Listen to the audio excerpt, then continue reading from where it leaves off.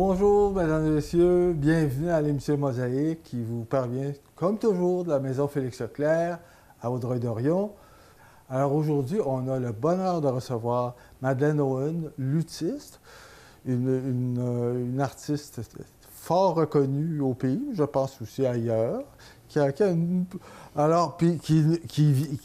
venue nous voir avec un instrument extraordinaire qui s'appelle un théorbe.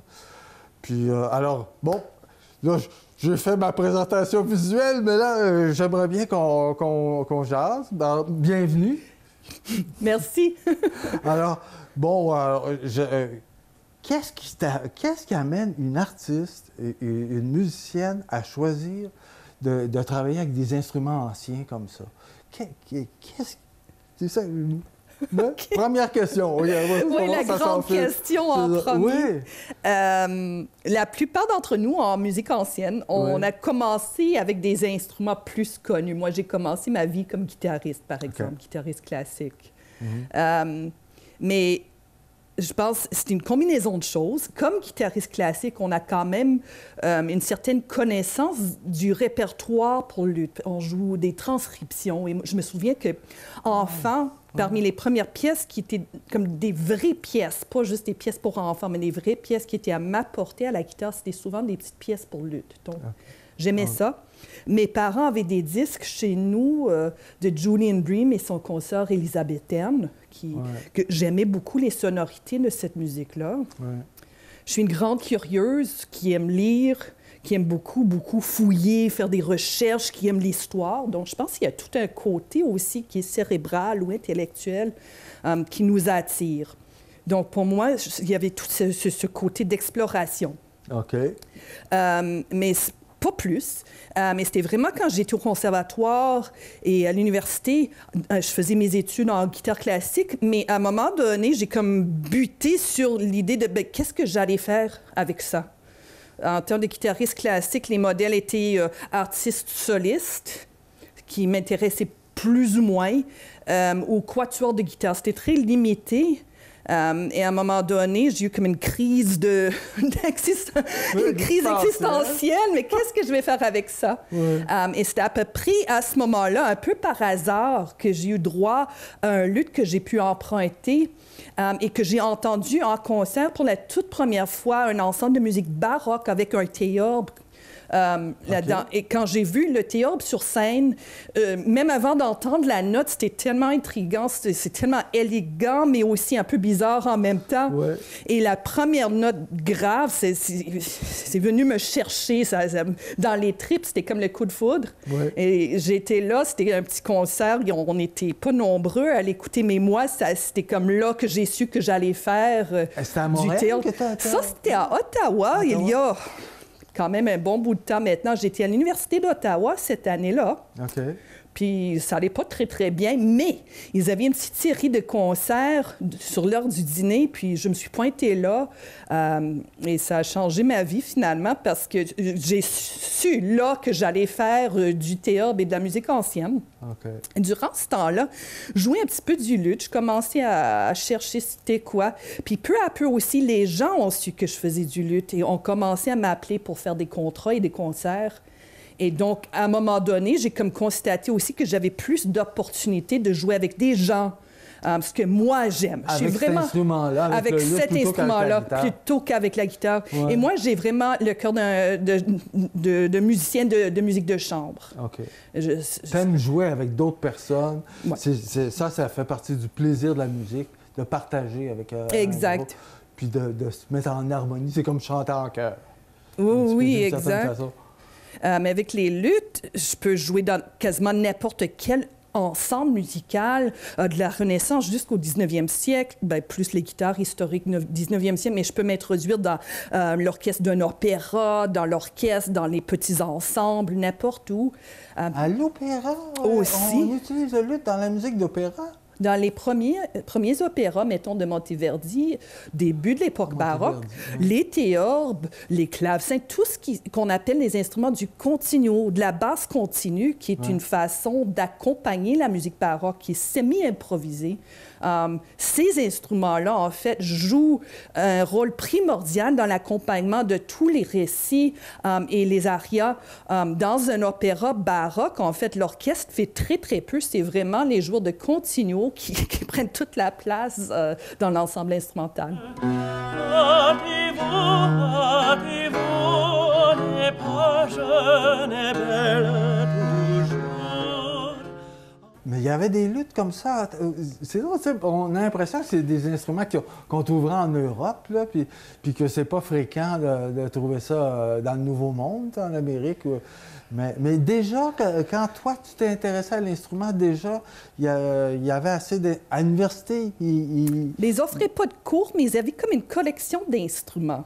Okay. Il y avait un luth un petit peu ratatiné dans un étui à quelque part, puis par hasard, j'ai su que ça existait et j'ai demandé pour l'emprunter.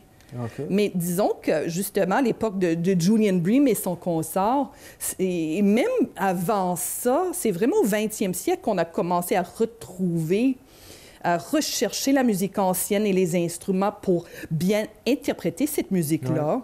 C'est quand même pas de hier, cet engouement... pour la musique ancienne, pour la les musique instruments anciens aussi. Et grâce à Julian Bream, cette gang-là, c'était quand même connu ici. Et dans les années 70, c'est là que, par exemple, cette communauté de musique ancienne de Montréal, qui est assez riche, on est vraiment choyés ici dans la région, une belle communauté de bons musiciens spécialistes de musique ancienne. Et puis ils ont commencé à faire des activités, à présenter des concerts, et les luthiers ont commencé à construire des instruments. OK, c'est ça. Mais c'était entraîné, évidemment. Ça a été entraîné par l'intérêt des musiciens puis la musique ancienne. Mais tu parlais de l'ensemble de Bream, là? Oui. Comment ça s'appelle? Il me semble que c'était le Julian Bream Julian Consort. Bream, c'est ça. Mais il jouait quoi? C'était pas plutôt de la musique britannique? Bien, c'est ça, la musique élisabéthaine, qui est la musique ça. De l'époque d'Élisabeth Ier d'Angleterre. C'était un moment très, très riche dans la musique anglaise. Et pour les luthistes, on dirait que c'était vraiment ce répertoire-là qui était le plus connu pendant longtemps, qui disait luth, disait musique élisabéthaine. Okay. Mais avec le temps, évidemment, on a compris que non, bien, cet instrument-là a eu une grande popularité en Europe à partir du Moyen Âge jusqu'au 18e siècle et dans tous les pays. Fait qu'en fait, il y a un gros répertoire dédié et de très haute qualité qui nous provient de l'Italie, de la France, de l'Angleterre, de l'Allemagne, de partout, en fait. OK. Donc, c'était les instruments privilégiés pendant cette époque-là regarde, on pense pratiquement, c'est drôle, hein? Je pense tout à coup au troubadour. Il jouait, c'est peut-être pas le même luth, là. C'est un peu, ça précède, parce que là, on est au Moyen-Âge, puis là, on parle de musique baroque, ça fait qu'on est plus tard. Mais c'est un peu comme ce fil conducteur-là. Puis le luth, ça nous vient d'Orient. Bien, les premiers luths, si on veut reculer dans le temps, il y a 2000 ans à peu près, on voit des instruments en Égypte ancienne, par exemple, qui ressemblent à des luths. C'est des instruments à quelques cordes pincées. Le luth est arrivé en Europe à partir du Moyen-Orient, le nord de l'Afrique, avec la conquête de l'Espagne. Les Nord-Africains qui ont débarqué en Espagne ont apporté des instruments de musique avec eux, entre autres le oud, qu'on connaît encore de nos jours en Moyen-Orient, et c'est un instrument extrêmement populaire encore de nos jours. Est-ce que c'est plus sophistiqué ou c'est du même ordre que le luth, le oud? Est-ce que c'est un instrument un peu... Bien là, celui-là a beaucoup de cordes, mais un luth ordinaire... Pas le théorbe, ça a un peu moins de cordes. Mais ça dépend. Vous voyez, c'est quelque chose qui a vraiment évolué. Donc, les ouds, comme les luths européens, ont aussi évolué un peu dans le même sens, c'est-à-dire que plus ancien, il y a moins de cordes. OK.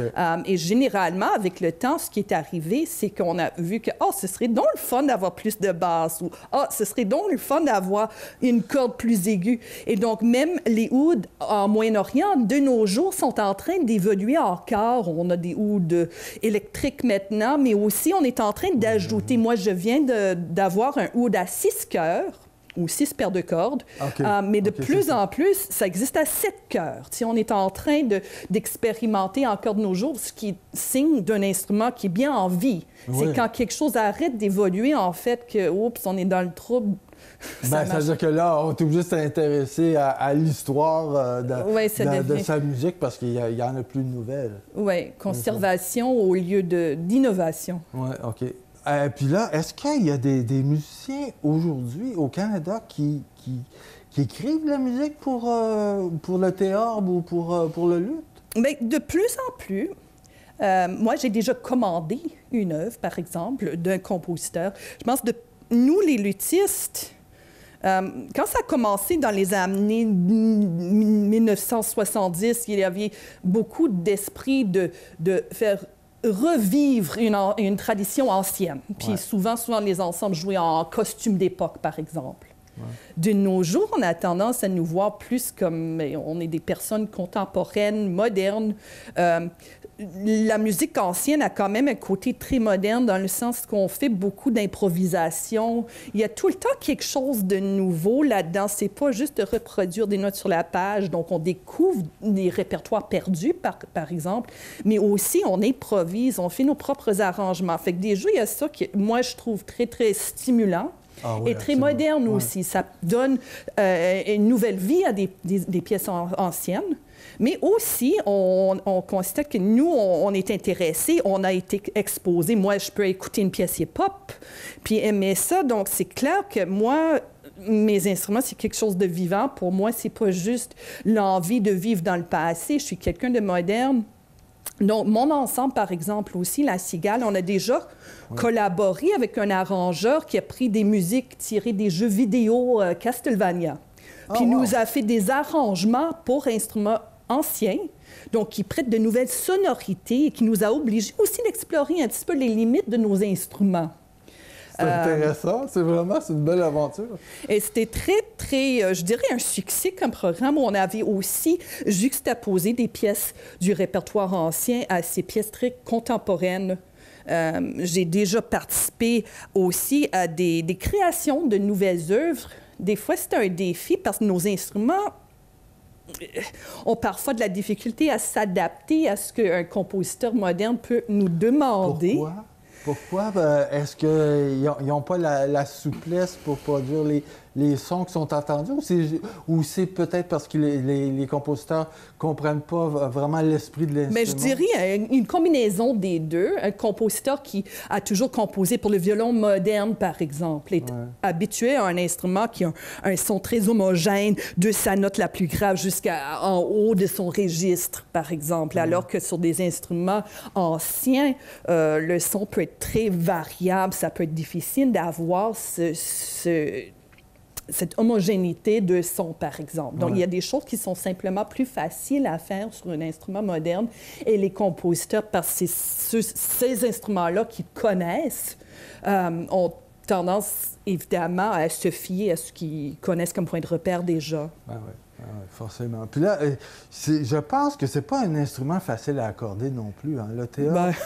Parce que, tu vois, précédemment, je parlais dans une autre entrevue, je parlais avec Tiffaine Legrand, puis elle t'admire énormément. Elle dit c'est une instrumentiste extraordinaire. Puis elle dit elle est incroyable comment, avec un instrument si difficile à accorder, elle arrive à construire sa musique. Puis c'est tout un art, parce que l'instrument n'est pas aisé à maîtriser.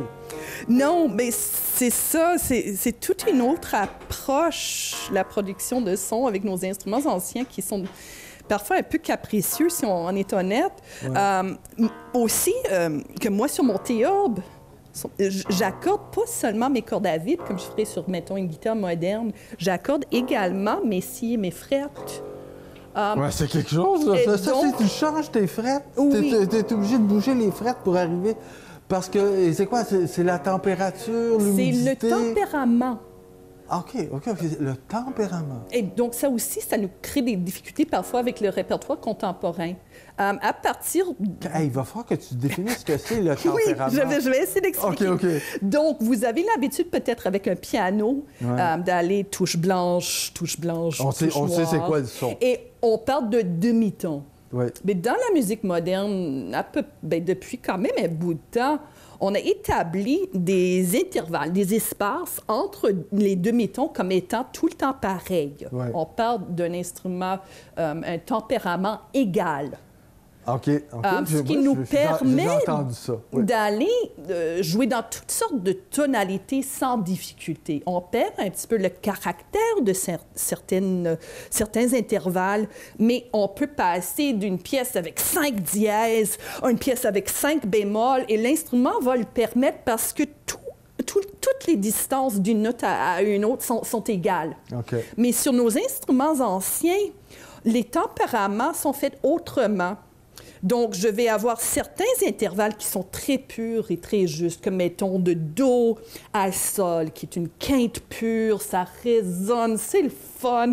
Alors que, mettons, la note Ré dièse, c'est une note qui est difficile à placer sur mon instrument, où je peux avoir un Ré dièse qui est super bien juste, mais cette même note qui, sur un piano moderne, serait également un Mi bémol. Sur mon théorbe, il n'est pas forcément un Mi bémol. Il est vraiment un Ré dièse. Donc, si je dois aller Mi bémol après, c'est comme... Oh! Ça peut être horrible. OK. Donc, des fois, justement, les créations modernes, on tombe sur ces difficultés-là de dire, bien, tu veux que je passe de cette tonalité avec plein de dièses à cette tonalité à plein de bémols, puis l'instrument le permet juste pas. OK. Alors, il faut vraiment, ceux qui écrivent pour ces instruments-là, il faut qu'ils les connaissent. Oui, et c'est des choses qui ne sont pas connues de notre époque. Est-ce que tu en écris de la musique pour ton instrument? Moi? Oui. Pas souvent. Ah, mais ça t'arrive? Oui, j'ai déjà composé, mais je ne suis pas compositrice. Je fais ça parfois pour m'amuser, mais ce n'est pas quelque chose que... Je ne dirais pas que c'est une vraie partie de mon métier. OK. Mais comme tu dois improviser, parce que ce répertoire-là appelle l'improvisation, il y a quand même une part de création. C'est pas juste de la recréation, il y a une part de création aussi. Là. Oui. Okay. Ce que j'aime. Puis moi, j'aime beaucoup faire des recherches et créer des programmes de musique, d'explorer les textures différentes et l'enchaînement de pièces. Donc, pour moi, c'est aussi de la création. En fait, le programme d'un concert devient une création en soi. Oui. OK. C'est comme ça que tu peux mêler des trucs contemporains avec des choses anciennes, même sur des CD, parce que tu as des CD là, que tu nous as... Est-ce que tu as ça sur les CD? Pièces contemporaines? Oui, des rencontres entre... c'est parce que tu parlais tout à l'heure des musiques de jeux vidéo que vous avez peut-être mariées en concert, peut-être pas sur des CD, mais en concert. En concert, mais pas encore en CD. On verra un jour, je dirais pas non.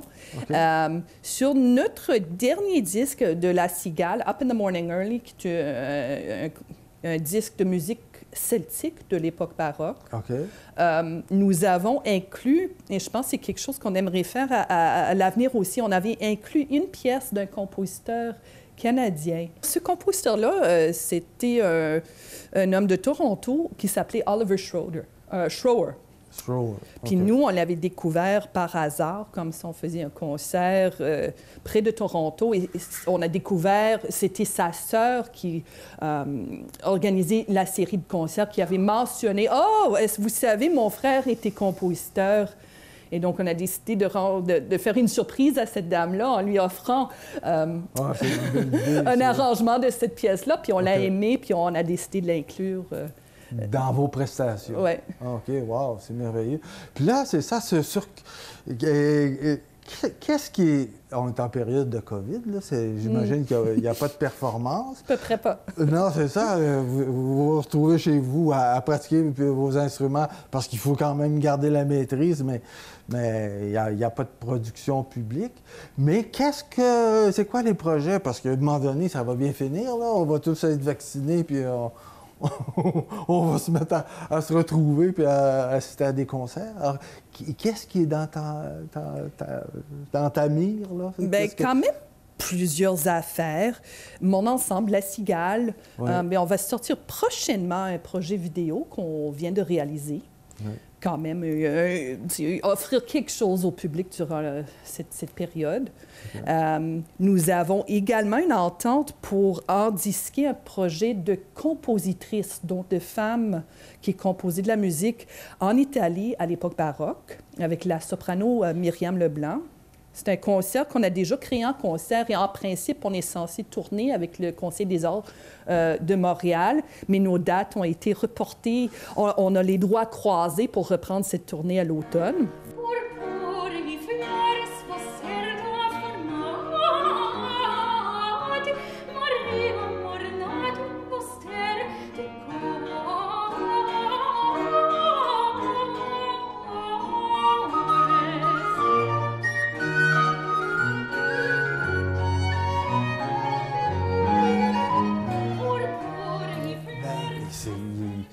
Des compositrices italiennes, on trouve encore leurs manuscrits, ça n'a pas été perdu. C'est extraordinaire quand même que ça se tisse. Parce que d'abord, ils ne devaient pas être tellement connus même à leur époque, parce que les femmes, on sait comment étaient peu considérées dans le domaine Mais c'est un peu plus complexe que ça. Okay. Les femmes, partout dans l'histoire, partout dans le monde, ont été actives dans toutes les activités, dans toutes les sphères, mais généralement avec moins de publicité, si je pourrais dire, moins de reconnaissance publique. Et aussi, dans certaines époques et certains endroits, c'était plus facile pour les femmes de faire des projets de création. Certaines femmes ont été reconnues à leur époque, mais aussi dans l'histoire, quand on raconte l'histoire de la musique, on a tendance à les délaisser, même si elles étaient quand même connues à leur époque. Okay. Mais de nos jours, on est quand même de plus en plus conscient du fait que c'est des choses oubliées plutôt que des choses qui n'ont jamais eu lieu. Okay. Et donc, les chercheurs commencent, les musicologues font des travaux vraiment héroïques pour aller creuser, faire des recherches et la lecture. Redécouvrir ce qui était là tout le long, mais personne s'y intéressait en fait. Nous, nos compositrices sont souvent des religieuses. Donc, dans les communautés, même ici au Québec, c'était la même chose. Dans les communautés fermées de femmes, évidemment... Ça prenait des gens pour faire la musique aussi, c'est ça? Oui. Voilà. Et en Italie, au 17e, au 18e siècle, il y avait toute une vie riche. Et en fait, plusieurs couvents, par exemple, étaient vraiment connus pour le niveau d'éducation musicale qui était offert à des filles à ce moment-là. Ça datait, parce que moi, je pense à Hildegard von Bingen, qui est bien avant, là, dans le temps. Oui, au Moyen-Âge. C'est ça, au Moyen-Âge. Puis déjà, c'était une tradition qui existait. Tu as raison. Donc, les communautés religieuses permettaient à des femmes d'explorer leur talent puis d'écrire des pièces de musique. Ce qui m'a frappé dans ce projet-là, pour moi, c'était un gros projet très personnel de recherche, mais j'ai commencé à faire des recherches, puis après ça, j'avais mis un petit peu de côté pour travailler sur autre chose. Oui. Et ensuite, on devait produire un concert, et ce qui m'a frappé et touché, c'était que dans les 8 mois peut-être où j'avais délaissé, que j'avais mis de côté ce projet-là, d'un coup, il y avait encore plus de partitions qui étaient rendues disponibles, qui étaient éditées et publiées, et je trouve ça super touchant de voir à quel point les musicologues, qui on pense des fois, ils sont dans leur petit coin caché, discret. Continuent à fouiller, oui, à travailler. Puis à nous faire découvrir de belles choses et nous faire découvrir davantage l'histoire qui est beaucoup plus équilibrée une fois qu'on inclut les femmes qui sont quand même la moitié de la population. C'est ça. Puis on va voir aussi leur influence sur le développement de la musique aussi. Oui. Madeleine, on est déjà au terme de notre rencontre. Je sais que tu vas nous jouer des pièces de... Je vais t'inviter de les présenter parce que je les connais pas. Là, mais oui. Ça va faire vraiment... T'es tellement gentil, adorable d'être venu, puis de nous permettre de découvrir cet instrument-là, puis de te découvrir toi aussi. Puis là, on va voir tes disques. Là. Je sais qu'on va mettre ça à l'écran, puis j'espère qu'on aura l'occasion de t'entendre ici, à une occasion ou à Ça une me autre. ferait grand plaisir. Merci pour l'invitation. Bien, le plaisir était pour nous tous. Alors, mesdames et messieurs, vous allez donc avoir le plaisir d'entendre Madeleine nous jouer une pièce. Puis, je vous invite à nous retrouver pour la semaine prochaine pour une nouvelle émission de Mosaïque. Puis pour découvrir encore une artiste ou un créateur ou enfin quelqu'un du milieu culturel qui va vous allumer. Puis c'est toujours des rencontres géniales. Alors, je vous invite à nous revenir. Alors, à très bientôt. Au revoir. Okay. Alors, je vais jouer un tout petit prélude de Robert de Visé, qui était théorbiste et guitariste à la cour du roi Louis XIV.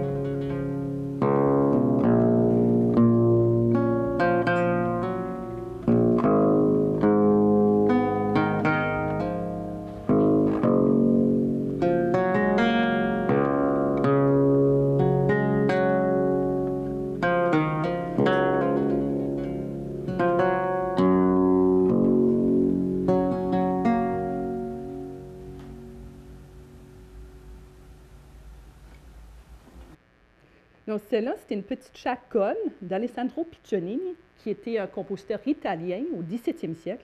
Une chaconne, c'est une basse harmonique, une série d'accords qui est répétée tout le long de la pièce et sur laquelle on fait des petites variations mélodiques.